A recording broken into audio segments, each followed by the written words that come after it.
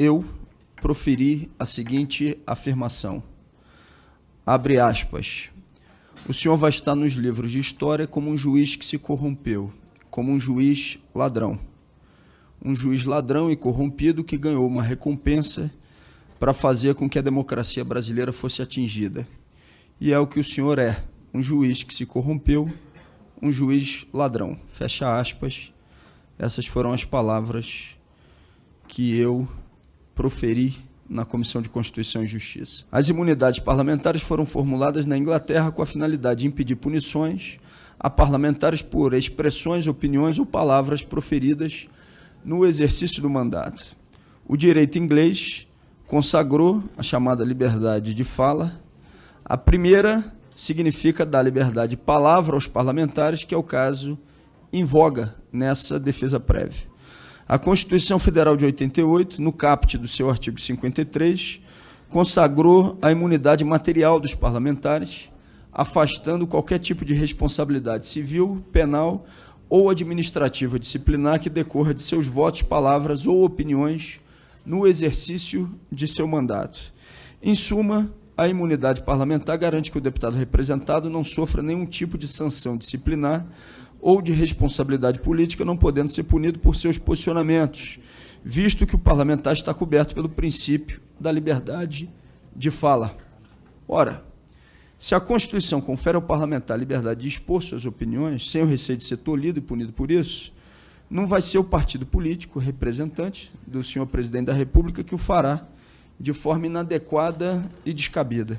Como dito, a presença do ministro da Justiça, Sérgio Moro, se deu por conta de diversos requerimentos de convocação, todos eles com a finalidade de prestar esclarecimentos a respeito da robusta denúncia divulgada pelo site Intercept Brasil, relacionada a diversas trocas de mensagens entre ele, na condição de juiz federal, da 13ª Vara Federal Criminal de Curitiba, e o procurador-coordenador da Força Tarefa da Lava Jato, Deltan Dallagnol.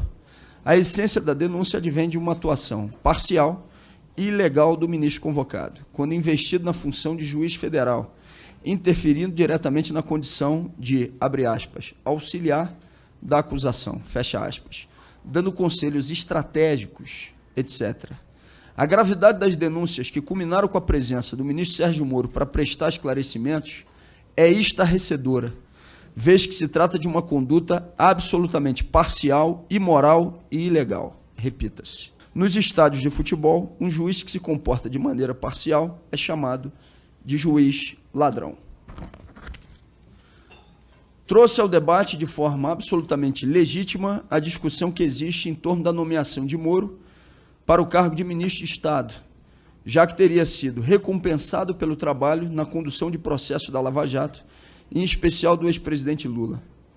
Eu disse na ocasião, abre aspas, eu ia fazer algumas perguntas, mas como o senhor está se esquivando e não está respondendo, vou apenas fazer uma analogia. Calma, calma. No final vocês fazem o discurso de vocês. Me manifestei depois que o plenário se manifestou. Alguns apoiadores do ministro da Justiça. Eu quero fazer uma analogia. Imaginemos um campo de futebol e um juiz de futebol que marca um pênalti inexistente contra um dos times, de maneira programada. Esse mesmo juiz de futebol orienta um jogador a ficar na melhor posição para que não sejam marcados impedimentos. Esse mesmo juiz dá um cartão vermelho para um dos jogadores do time que, a essa altura do campeonato, já está evidente para todo mundo, é o time adversário ao seu. Depois, no horário do intervalo, esse juiz desce ao vestiário para poder orientar, junto com o técnico, o time que está vencendo a partida dessas manobras. Ao final do jogo viciado, a família desse juiz comemora nas redes sociais a vitória do time que foi vencedor a partir dessas manobras, que foi exatamente o que fez a esposa do senhor Sérgio Moro. Ao final do jogo viciado, repito essa parte, a família desse juiz comemora nas redes sociais a vitória do time que foi vencedor a partir dessas manobras. Se isso não fosse suficiente, alguns meses depois o juiz muda de função, não é mais árbitro de futebol, passa a ser da diretoria do time que ele ajudou a vencer. Senhor Sérgio, eu posso ter me equivocado na palavra analogia, mas não vou me equivocar na firmeza do que aqui tem que ser dito. A história não absolverá o senhor. Da história, o senhor não vai poder se esconder. O senhor vai estar, sim, nos livros de história, vai estar nos livros de história como um juiz ladrão, como um juiz corrupto. É isso que vai estar nos livros de história. Fecha aspas. Não se pode falar que as terminologias ladrão e corrupto sejam inapropriadas para o tema, apesar de contundentes. Isso porque, como já dito, tais expressões significam, de acordo com os dicionários da língua portuguesa, abre aspas, aquele que furta, rouba, aquele que faz negócios na malandragem, na esperteza, malandro, alguém que se comporta de modo desonesto, que foi exatamente o que aconteceu. E assim, diante da parcialidade praticada, do ponto de vista do representado desonesto, a parte desfavorecida foi absolutamente furtada do seu direito de ser julgada por um magistrado isento, que é o que se espera na condução de um processo. Me atrevo a dizer, inclusive, presidente, que os termos utilizados foram sóbrios. Ora, não é o partido representante que dirá o tom e a opinião que o ora representado dará em seu discurso. E mais, cabe exclusivamente a esse, após conhecer todos os fatos e o motivo da convocação do ministro, ter a sua convicção e julgar dentro das prerrogativas que lhe cabem como parlamentar o comportamento daquele que é ouvido. O que quer o partido do presidente da República nessa representação é constranger um parlamentar que tem prerrogativas e imunidade na defesa das suas teses e daquilo que considera que deva ser dito, nesse caso, numa audiência pública. Mas o partido do presidente da República não vai me constranger, não vai constranger esse parlamentar com esse tipo de expediente. Não retiro uma palavra do que disse na Comissão de Constituição e Justiça. Se as palavras foram fortes e contundentes, não posso me desculpar. Foram adequadas para o assunto em pauta.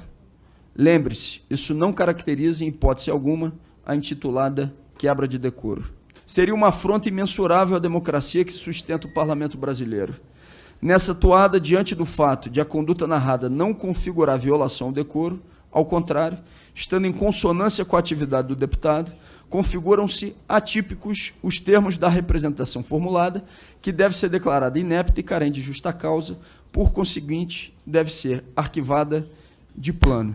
Por mais que o representado tenha atuado sob o mando da imunidade parlamentar material, eu não deixarei, havendo continuidade do processo, por meio de inúmeras testemunhas e demais provas hábeis, de comprovar que os termos por mim empregados foram adequados às atitudes praticadas pelo ex-juiz Sérgio Moro, juiz ladrão.